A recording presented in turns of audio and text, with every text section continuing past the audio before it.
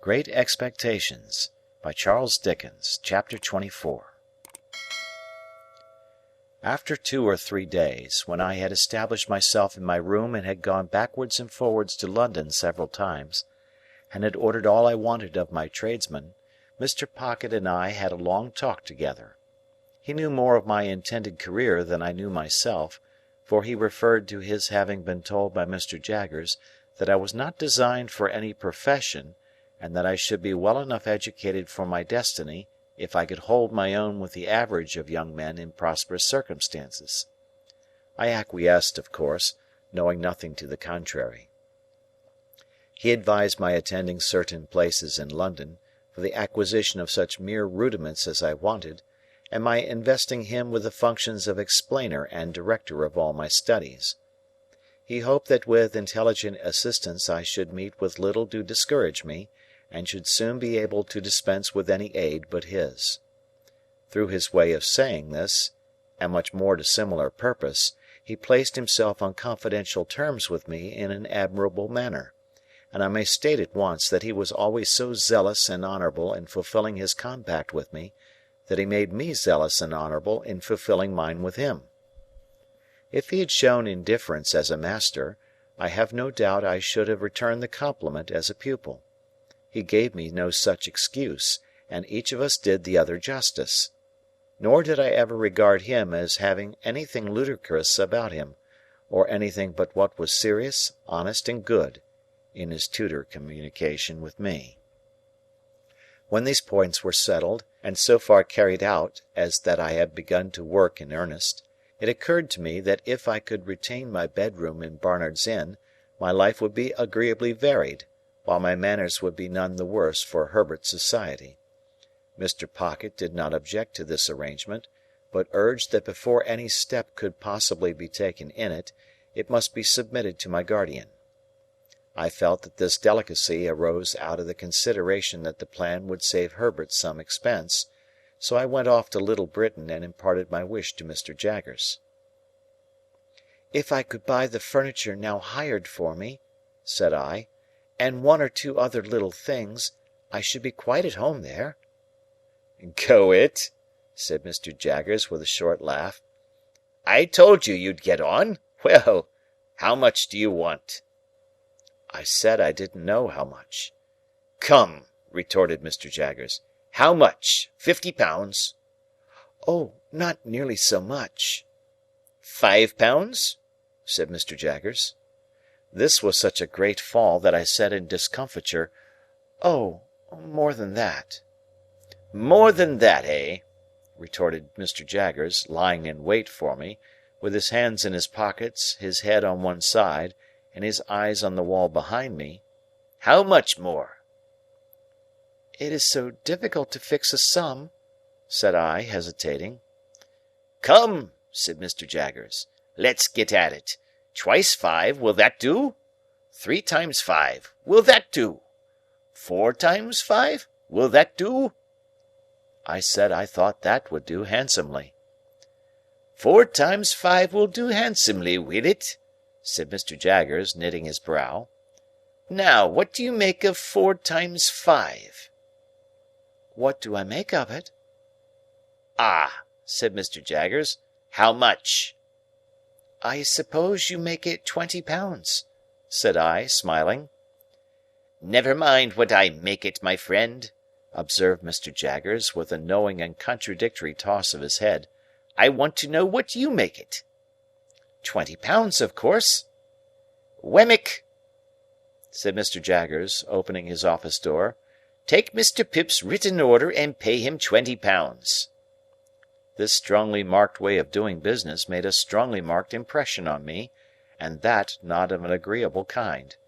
Mr. Jaggers never laughed, but he wore great, bright, creaking boots, and in poising himself on these boots, with his large head bent down and his eyebrows joined together, awaiting an answer, he sometimes caused the boots to creak as if they laughed in a dry and suspicious way.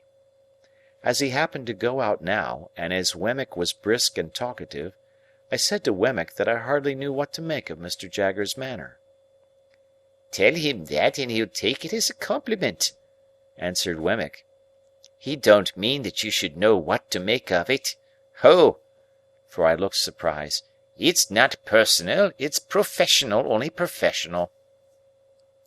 Wemmick was at his desk lunching, and crunching, on a hard dry biscuit, pieces of which he threw from time to time into his slit of a mouth, as if he were posting them. "Always seems to me," said Wemmick, "as if he had set a man-trap and was watching it. Suddenly, click! You're caught." Without remarking that man-traps were not among the amenities of life, I said I supposed he was very skilful? "Deep," said Wemmick, "as Australia."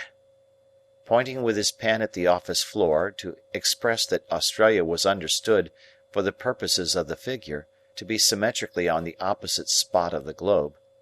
"If there was anything deeper," said Wemmick, bringing his pen to paper, "he'd be it."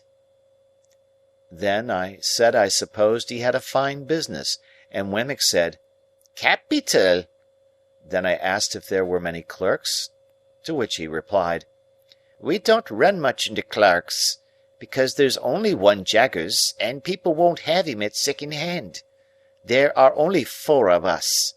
Would you like to see 'em? You are one of us, as I may say." I accepted the offer. When Mr. Wemmick had put all the biscuit into the post, and had paid me my money from a cash-box in a safe, the key of which safe he kept somewhere down his back and produced from his coat-collar like an iron pigtail, we went upstairs. The house was dark and shabby, and the greasy shoulders that had left their mark in Mr. Jaggers's room seemed to have been shuffling up and down the staircase for years.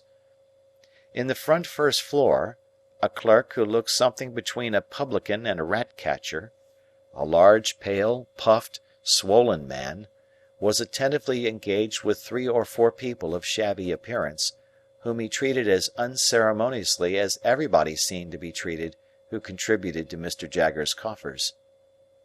"Getting evidence together," said Mr. Wemmick as we came out, "for the Bailey." In the room over that, a little flabby terrier of a clerk with dangling hair (his cropping seemed to have been forgotten when he was a puppy) was similarly engaged with a man with weak eyes, whom Mr. Wemmick presented to me as a smelter who kept his pot always boiling, and who would melt me anything I pleased, and who was in an excessive white perspiration, as if he had been trying his art on himself.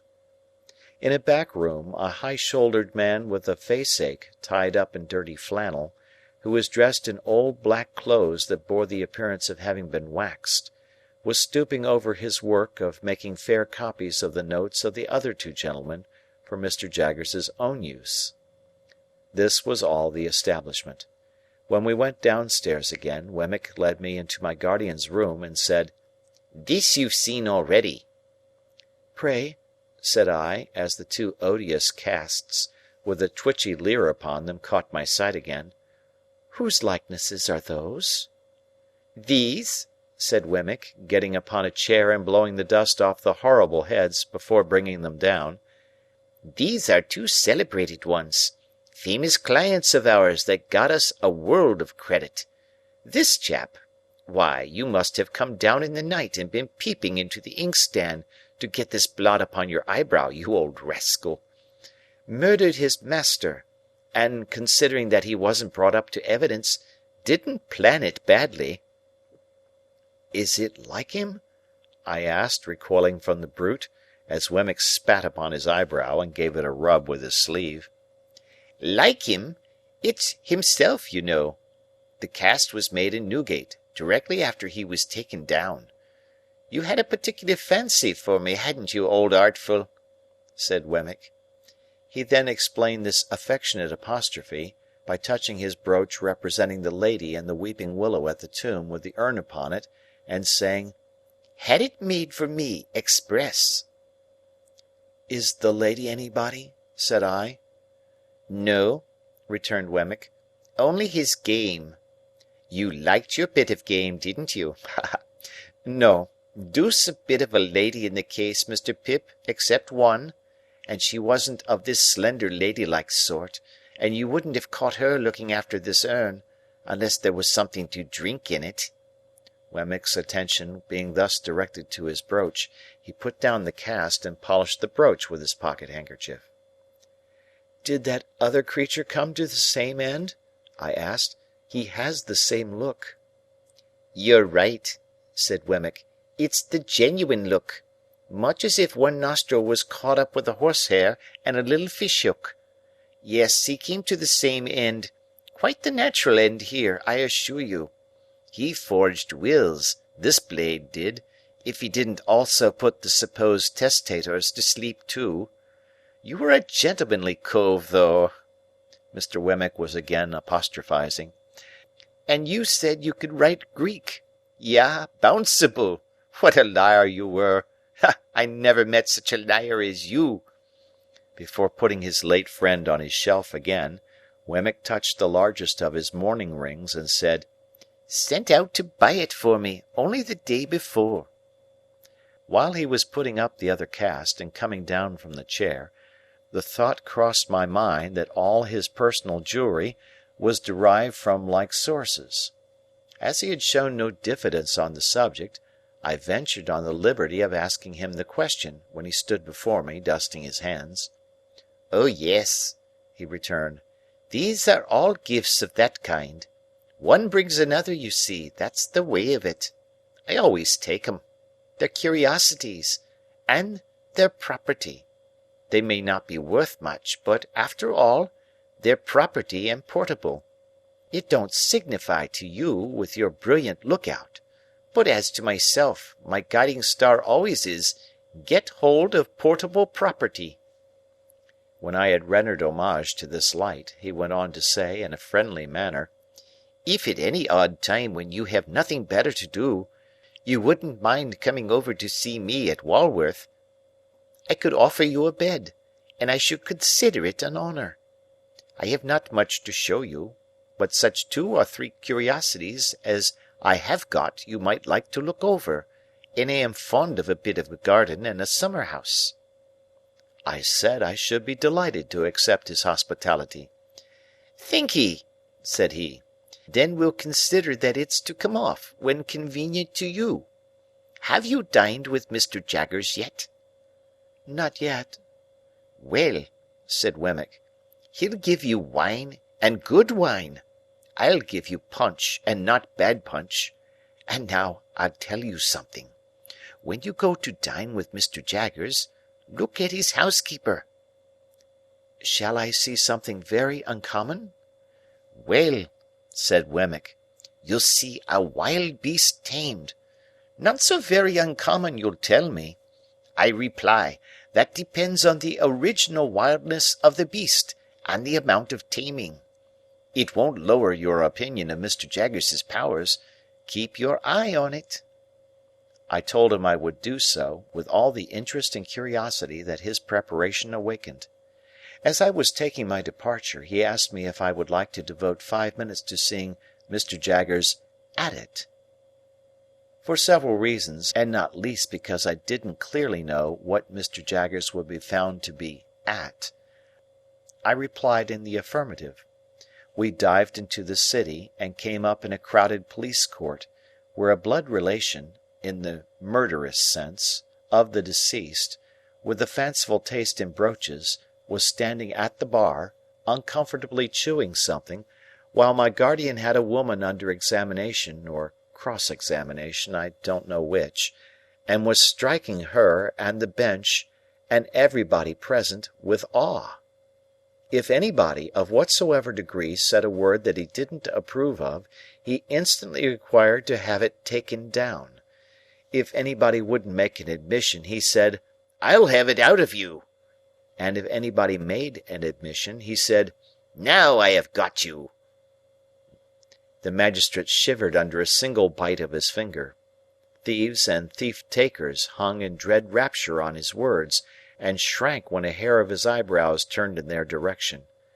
Which side he was on I couldn't make out, for he seemed to me to be grinding the whole place in a mill.